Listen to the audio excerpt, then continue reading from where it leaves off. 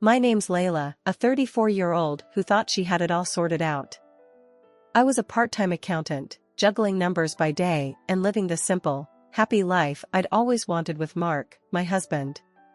He was a manager at a decent firm, and together, we were the picture of modest contentment.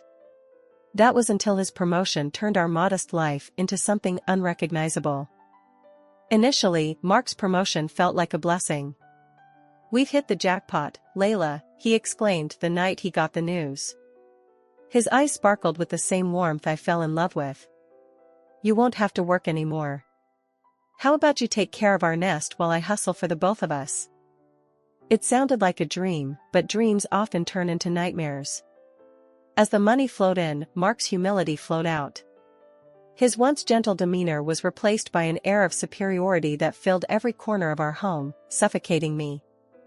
He started coming home late, reeking of arrogance and expensive cologne.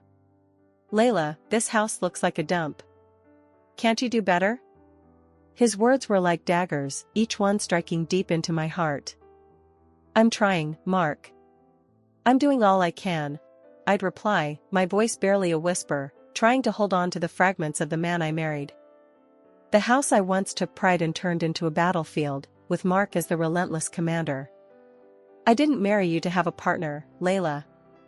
I married you for comfort, for someone to clean up after me," he'd declare, his words slicing through the air like a blade. His cruelty knew no bounds. "You can't even give me a child. What good are you, Layla?" he'd shout, each word a blow to my womanhood. I'd look away, but he'd grab my chin, forcing me to meet his cold gaze. "Look at me when I'm talking to you. Is this what you want? To be a useless wife?" I'd swallow my tears, nodding along to his ruthless words, too broken to speak. The man I vowed to spend my life with had turned into my tormentor, finding joy in my despair. Even the parties, once a source of joy, became a stage for my humiliation. "Layla, make sure everything is perfect tonight. Mrs. Dawson doesn't like mediocrity," Mark would command, reducing me to a mere prop in his show of success. I'd spend hours preparing, trying to meet his impossible standards. But it was never enough. The steak was overcooked, the decor was tacky, and you, Layla, you were the biggest disappointment of the evening, he'd hiss after the guests left, each word a nail in the coffin of my self-esteem. Life with Mark had transformed into an exhausting routine of servitude. I, Layla, once his partner, was now nothing more than a shadow in my own home, a mere housekeeper in his eyes. Every evening was a replay of disdain. Mark would storm in, flinging his coat at me like I was a coat rack. "Here, deal with this mess," he'd bark, as if talking to an underling, not his wife. "I've got the laundry done, Mark.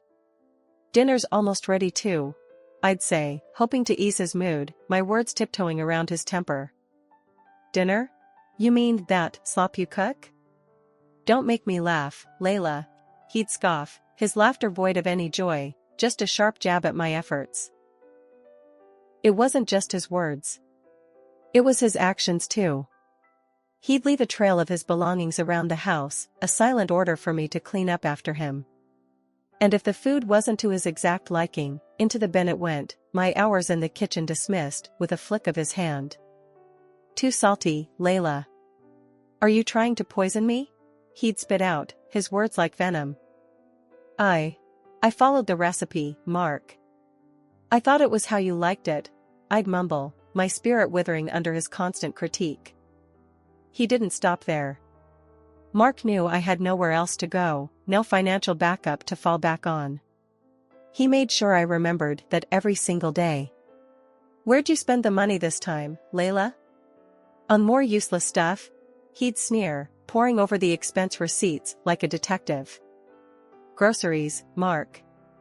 And some cleaning supplies," I'd reply, handing over the receipts, a proof of my innocence in his court of judgment. He'd scan every item, his eyes hunting for a mistake, a misstep. "Cleaning supplies? What for?" "The house is still a mess," he'd say, his words slicing through the silence, cutting deeper than the sharpest knife. I was trapped in a cycle of endless scrutiny. Every penny I spent was a penny he earned, and he never let me forget that. I was accountable for every breath I took, every move I made, in the suffocating space that was once our shared home. Layla, you know the drill. Impress Mrs. Dawson, impress them all. Don't screw this up, Mark would remind me, his words a constant echo in the back of my mind. The kitchen became my battlefield, every dish a mission. I'd chop, stir, and season, hoping each flavor was just right. This sauce better be perfect, Layla. Don't make me regret letting you handle it, Mark would say, peering over my shoulder, his presence heavy, suffocating. I've got it, Mark. It'll be great, I'd assure him, my hands shaking, the pressure building like a storm. The hours before the guests arrived were a frantic rush. The clinking of dishes, the simmering of pots, the subtle alignment of cutlery. Every detail had to be flawless, not for pride, but for fear of Mark's wrath. As the guests started to arrive, the air would shift. Mark, the tyrant at home, transformed into Mark, the gracious host. Ah, Mrs. Dawson, what an honor to have you. Layla has outdone herself tonight, he'd boast, his arm around me, a hollow gesture, for the audience. The night would progress, a charade of laughter and clinking glasses. Mark's colleagues, oblivious to the reality, would praise the ambience, the food, the impeccable hostess. Layla, you've outdone yourself. This is exquisite, they'd compliment, their words a bitter reminder of my invisible chains. Oh, it's nothing. Just something I whipped up, I'd reply, my smile hiding the turmoil within, my hands aching from the effort to keep the facade alive. But the real performance began when the guests left. Mark's mask would fall off, his true colors, dark and cruel, splashing over the remains of the night. The steak was overdone, Layla. The decor, tasteless. And you were the biggest disappointment, he'd spit out, his words laced with venom, each syllable a strike to my already battered self. But the night wasn't over until Mark had his say, away from the prying eyes of the world. The salad was wilted, Layla. And those curtains? A tacky choice. You always find a way to embarrass me, he'd hiss, his words a torrent, washing away any sense of accomplishment I might have felt. I tried, Mark. I really did. Mrs. Dawson seemed to enjoy it. I'd defend weakly, my defense crumbling under his intense glare. Seemed? I don't pay you for seemed, Layla. I need perfection.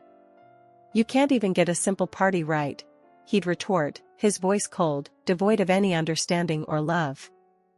The aftermath of the parties was always the same. The silence of the house echoed my loneliness, the leftover dishes a metaphor for my life with Mark, a mess, waiting to be cleaned up, waiting for a new day to start the charade all over again. The days turned into weeks, and the weeks into months, each one bringing a heavier silence and a colder distance between Mark and me. It wasn't just the contempt or the harsh words anymore, it was something else, something more sinister, lurking in the shadows of our hollow home. Mark's late nights became more frequent, each return home later than the last, each excuse more flimsy than the one before. Work, Layla. It's all work. You wouldn't understand, he'd say, his words slurred, the stench of alcohol mixed with something sweeter, something unfamiliar, clinging to his clothes. I tried to ignore it, to bury my suspicions under the mountain of my daily chores. But the whispers in my mind grew louder, impossible to silence. Mark, you're home late again. Is everything okay at work? I'd ask, my voice shaky, tiptoeing around the truth I was too afraid to face. Everything's fine, Layla. Better than fine. Stop nagging, would you? He'd snap, his eyes avoiding mine, his body language screaming the lies his mouth wouldn't admit. The signs were there, bold and glaring. The late-night calls he'd quickly silence, the sudden spritz of cologne before he'd leave the house, the way his eyes stopped meeting mine. Who was on the phone, Mark? It sounded important.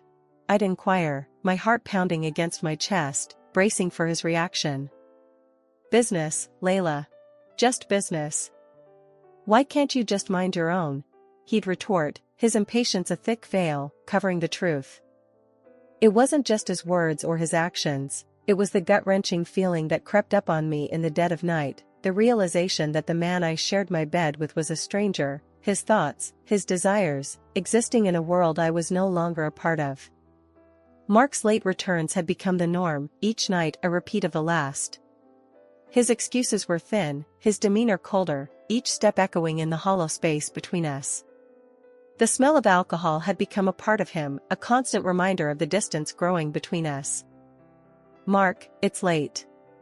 You smell of liquor again. Where were you?" I'd ask, my voice low, barely hiding the tremble of my fears. "It's none of your business, Layla. Just mind your chores and stop prying," he'd snap back, his words sharp, cutting through the tense air. The nights dragged on, each one longer than the last. Mark's presence in the house felt like a storm, unsettling and unpredictable. One night, it all came to a head.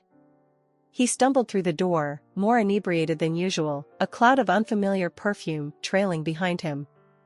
"Here, deal with this," he slurred, tossing his coat at me like I was nothing more than a coat rack. "Clean it. I need it for tomorrow," he commanded before staggering off to bed, leaving me standing there, coat in hand, heart in pieces. As I started to shake out the coat, something unexpected fell to the floor. It was a document, official and ominous. I picked it up, my hands trembling, my mind racing. It was a divorce application, completed and signed. Mark's signature, a mark of the end, lay there, stark and final. I stood there, stunned, the paper heavy in my hands. Then, something unexpected happened. A laugh escaped my lips, not a laugh of joy, but one of realization. This was it, the last straw, the final insult to the injury that had been my life with Mark. But I said nothing to him. No, this wasn't a moment for words. This was a moment for action, for decisions, for change. I took a deep breath, the weight of the years bearing down on me, the weight of the decision lifting me. That night, I didn't cry. I didn't question. I didn't doubt. I made a choice to act, to move forward, to reclaim the life that had been mine before it became ours. Mark had made his move, and now it was my turn. The path wouldn't be easy, but the hardest decisions rarely are. That morning, the sun seemed to shine a bit differently, casting a new light on the familiar walls of the home I shared with Mark. I handed him his coat, freshly cleaned, a routine task that felt strangely final. He barely acknowledged it, his mind already on the day ahead. "Layla, what's for breakfast?" "Make it quick, I'm in a hurry," Mark said, his voice sharp, slicing through the quiet morning. I replied with a calm I hadn't felt in years. "It's almost ready, Mark. Your usual." He grunted in response, his attention fixed on his phone. As he ate, I noticed how the distance between us had grown, a chasm that no words or actions could bridge anymore. When he finished, he pushed the plate away and stood up, ready to leave for work. "Remember, Layla, we have guests tonight. Make sure everything is perfect, especially for Mrs. Dawson. And this place," he gestured around, "better be spotless."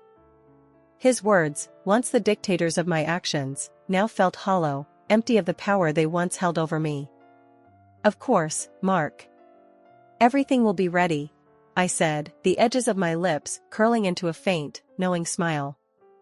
After he left, the silence of the house enveloped me. It wasn't suffocating anymore, it was liberating. I looked at the divorce papers I had signed and filed at court. Each word on those pages was a step towards reclaiming my life, a life I had almost forgotten in the shadows of Mark's imposing presence. The next few days were a blur of newfound purpose. I updated my resume, scoured job listings, and even attended a couple of interviews. The world outside, which I had viewed through the tinted glasses of my married life, now opened up with colors of hope and possibilities. Then, one morning, as if on cue with the life I was slowly leaving behind, Mark announced another one of his parties. "Layla, we're having guests tonight. My team and Mrs. Dawson. I don't need to remind you how important this is. Get the house ready, and the dinner better be impressive." His words fell on deaf ears. The Layla he was addressing no longer existed. I wasn't the trembling, eager to please wife anymore. I was a woman on the brink of a new beginning, standing on the ashes of a life I was ready to leave behind. He left for work, and the house felt different. It felt like my space, not the battleground it used to be. I made myself a simple lunch, savoring each bite, each moment of quiet, knowing that the evening would bring the final act of the farce my marriage had become. As I sat there, eating, the realization of my newfound freedom filled me with a sense of peace. For the first time in what felt like forever, I wasn't worried about the evening, about the guests, about Mark's impossible standards. I had stepped out of the role he had cast me in, shedding the character of the docile, subservient wife. The hours ticked by, and the time for the party approached. But the flurry of activity, the rush to impress, was absent. Instead, I sat there, a quiet observer of the life I was leaving behind. Mark would be home soon, expecting a house buzzing with preparations, the air filled with the aroma of a lavish dinner. But what he would come home to was the stark reality of a marriage that had crumbled, a partnership that was no more. I wasn't afraid. The fear that had once consumed me, that had dictated my every move, had dissipated, replaced by a resolve as strong as the morning sun that had ushered in this day of change. Evening had settled in when Mark barged through the door, the cold air sneaking in behind him as he forgot to close it. His eyes scanned the quiet house, expecting the usual hustle of party preparations. But there was nothing. Just silence, just me, standing calmly amidst the stillness. "What is this, Layla? Where's the dinner? The guests, they could be here any minute," he bellowed, his voice echoing in the empty space. I met his gaze, my voice calm, but firm. "There's no dinner, Mark. No party. We're divorced. I don't owe you anything anymore," I declared, the truth hanging heavy between us. His face went from anger to shock, his mouth opening and closing, struggling to grasp the reality I laid before him. "Divorced? What nonsense is this, Layla? You're talking crazy," he stammered, his composure slipping. "Not nonsense, Mark. Fact. Remember the divorce papers you had in your coat? I found them, signed them, and filed them. It's done," I said, each word deliberate, each syllable sealing the end of our farce. His shock turned to rage, his words a desperate attempt to regain control. "You fool. That was just to show my boss, Mrs. Dawson, to get her off my back. She's my lover. Do you think I got a promotion at work? I would never actually divorce you. She's old, Layla, way older and scarier than you. It was all for the promotion, don't you see?" He spat out, his words twisted, trying to weave a new web of lies. I listened, the absurdity of his excuses almost laughable. So, it was all a game? The boss, the divorce, all for a promotion? So you smelled like Mrs. Dawson's perfume? Or do you have another woman? I asked, my voice steady, my resolve unshaken. He laughed until he cried. "You're right, silly. I have a stunning mistress, young and beautiful. You and Mrs. Dawson are no match for her, I'm just playing with you." But his smirk faded, his words trailing off into silence as a cough echoed through the room. We both turned towards the sound, the forgotten open door framing the figure standing there. His boss, her expression cold and piercing, her eyes locked on Mark. His colleagues, a mix of confusion and disbelief on their faces. The room was still, the tension palpable. Mark's boss, her face a mask of fury, stood over him. "Mark, explain yourself. Was this all just a game for you? Using me to climb the career ladder?" she demanded, her voice cutting through the silence like a knife. Mark, the color drained from his face, dropped to his knees. His usual arrogance was gone, replaced by desperation. No, you've got it all wrong. It's not like that at all. I respect you immensely. Please, you have to believe me," he pleaded, his hands clasped together, his eyes begging for a shred of mercy. But there was no mercy in his boss's eyes, only contempt. "Respect? You dare talk about respect after what I just heard? You're a disgrace, Mark. Not only have you made a mockery of our personal relationship, but you've also shown your true colors as a man. She spat, her words laced with disgust. I'm sorry, truly sorry. It was a mistake, a terrible mistake. Please, give me another chance, Mark begged, his voice barely above a whisper, his figure small and defeated on the floor. The boss shook her head, her decision as firm as her stance. A mistake? No, Mark. This was a calculated move on your part, and it's going to cost you. As of tomorrow, you are no longer employed at my company. And trust me, I'll make sure your reputation follows you wherever you go. No decent company will touch you after this, she declared, her verdict final. With that, she turned on her heel and left, her presence leaving a void that was quickly filled by a heavy, suffocating silence. One by one, Mark's colleagues followed, their quick glances of pity and disdain a clear sign of the social and professional ostracism that awaited him. And there he was, Mark, still on his knees, the mighty man reduced to a crumpled figure of defeat. I couldn't help but let out a laugh, not of joy, but of disbelief at the irony of it all. I began to gather my things, each item a token of the life I was leaving behind. Mark's eyes followed me, a mix of confusion and desperation in his gaze. Layla, please, don't leave me like this. I have nothing left. I need you, he begged, his voice a hollow echo of his former self. I stopped, my bag in hand, and turned to face him. Need me?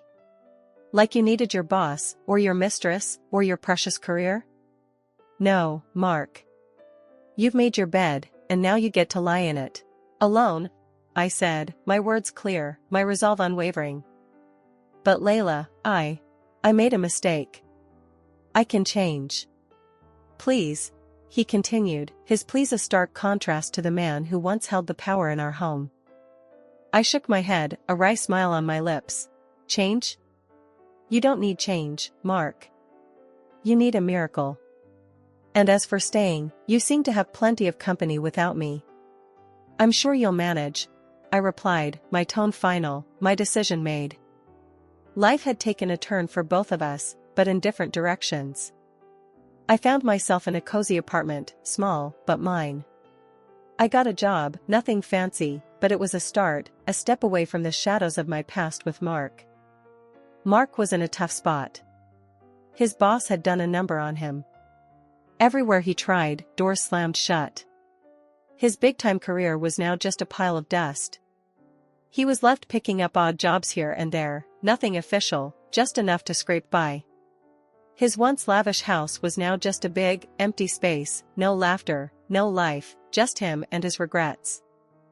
I heard whispers about his young mistress. She was out as soon as the cash stopped flowing. Can't say I was surprised. Now, Mark was all alone in that big house, no one to clean up after him, no one to listen to his woes. But life was different for me. I rekindled old friendships, caught up with girlfriends I hadn't seen in ages. There were laughs, shared memories, and support, something I hadn't felt in a long while. One day, over coffee, a friend noticed the change in me. You're different, stronger, she said, a smile lighting up her face. I smiled back, feeling the truth in her words. Yeah, it's been tough, but I'm getting there. Thinking about getting some help, too. Talking to a psychologist, you know? She nodded, understanding in her eyes. That's great, really great. You're taking control, moving on. Mark's loss, totally. I chuckled, the sound light and free. Yeah, Mark's on his own path now. Heard he's barely getting by. His mistress left him, too. Her eyes widened. Seriously? Wow, that's rough. But you're doing good, right? Reconnecting with folks, thinking about therapy? I nodded, a sense of pride swelling in my chest. Yeah, it feels right. It's about time I took care of myself, you know? Life had changed, and so had I. The apartment slowly filled with traces of a new beginning. The job, the friends, the future therapy sessions, they were all pieces of a new life I was building, brick by brick. Each night, as I turned off the lights, I felt a sense of peace. I had faced the storm, emerged stronger, and was now ready for whatever lay ahead. A new day, a new challenge, a new horizon. Not as Mark's shadow, but as my own person, unafraid and undeterred, ready to write my own story.